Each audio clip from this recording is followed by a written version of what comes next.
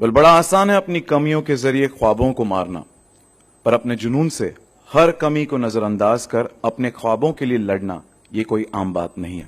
एक ऐसी ही मिसाल है जिसने कायम की है। आइए उसके सफर पर एक नजर डालते हैं।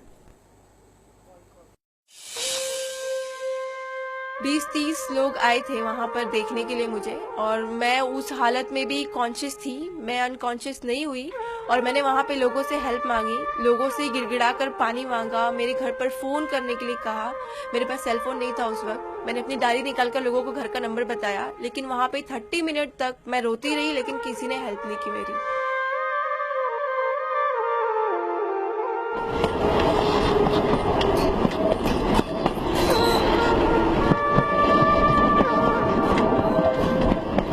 और जब मैंने अपनी आंखें खोली तो मेरे आंखों के सिर्फ 5 सेंटीमीटर के ऊपर से ट्रेन के पहिए जा रहे थे,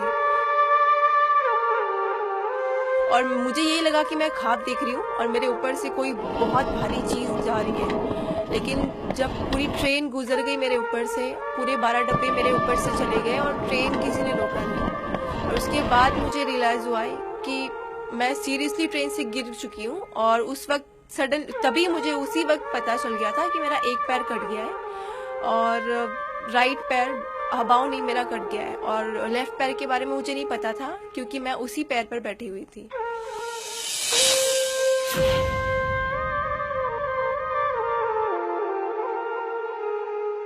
आई थिंक 12-1 बजे मैं कूपर हॉस्पिटल गई थी और 12 से 4 बज गए, मेरी कोई भी ट्रीटमेंट नहीं दी गई। तो मेरे घर वाले ने काफ़ी इंसिस्ट किया कूपर हॉस्पिटल जाके, आपकी ओटी स्ट्राइक चल रही है तो हमें डिस्चार्ज दे दो, हम प्राइवेट हॉस्पिटल लेकर जाते हैं बच्ची को, क्योंकि उसकी इतनी ख़राब कंडीशन है और फिर गैंग्रीन होने के चांसेस ज़्यादा है।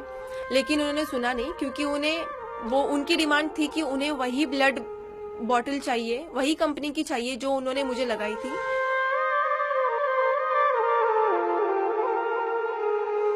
लेकिन उस बीच जो भी मुझे देखने आता था तो उनकी नज़रों में मेरे लिए सिंपैथी होती थी और बहुत अजीब ख्याल होते थे। एक इस बात को लेकर कि लड़की है, और दूसरी ये चीज़ कि लड़की के दोनों पैर कट गए हैं।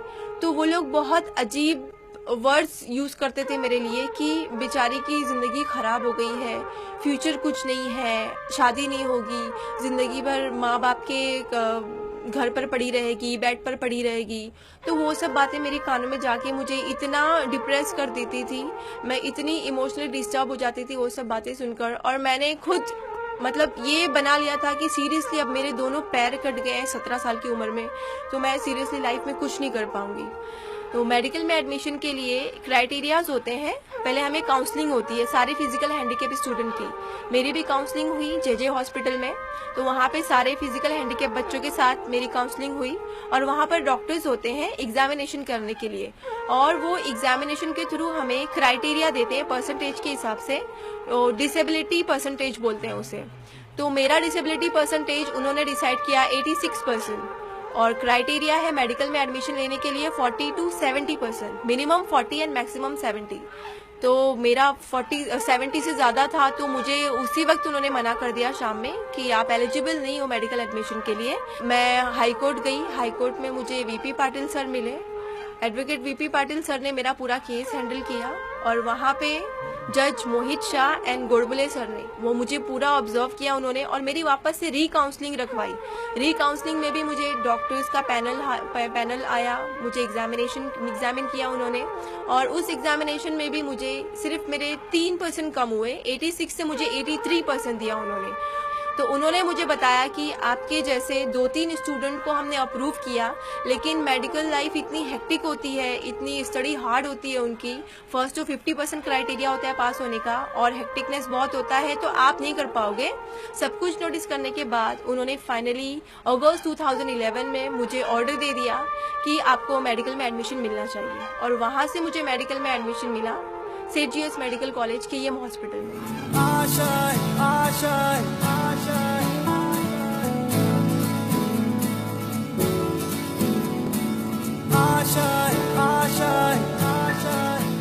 और मुझे ऐसे यकीन नहीं होता था आर्टिफिशियल नाम की कोई चीज़ भी होती है जिससे लोग वॉक कर सकते हैं नॉर्मल लोगों की तरह। तो जब मैं उस लेग के ज़रिए वॉकिंग की प्रैक्टिस कर रही थी, तब मुझे, जब मैंने फर्स्ट वॉक लिया अपने आर्टिफिशियल लेग से, तब मुझे मतलब अल्लाह की ज़ात पर और अपने ऊपर ऐसे यकीन हो गया कि सीरियसली मैं नॉर्मल लाइफ गुजार सकती हूँ, और मेरे डॉक्टर्स और मेरी फैमिली जो कहती है वो मुझे करके दिखाना है।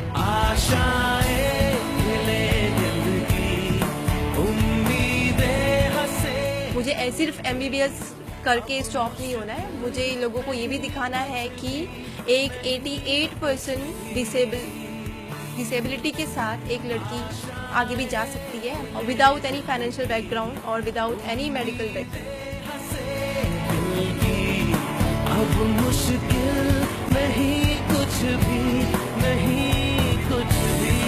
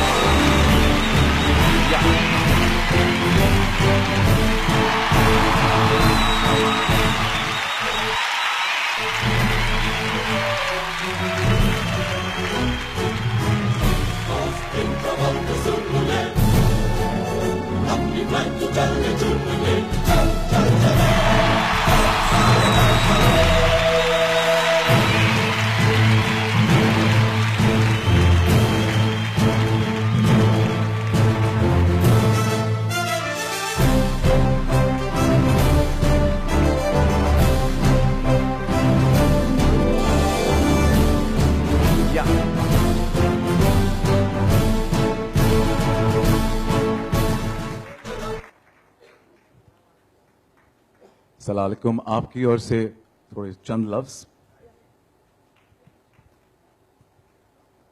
सबसे पहले मैं बहुत ज़्यादा शुक्रगुजार हूँ अल्लाह रब्बुल इज़्ज़त की कि उसने मुझे इस मकाम पर आज खड़ा किया है, और मैं बहुत ज़्यादा शुक्रगुजार हूँ अनिल मुरारका सर की, और तमाम लोगों को करेज कर रहे हैं, बहुत बड़ा काम कर रहे हैं, और अल्लाह इनकी ऐसी मदद करे।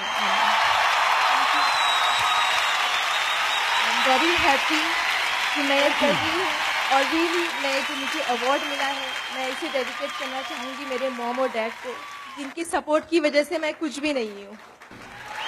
Thank you so much. जोरदार तालियां for doctor Roshan Jahan Shaikh. Thank you so much Roshan. एक बड़ा सलाम माता पिता को भी।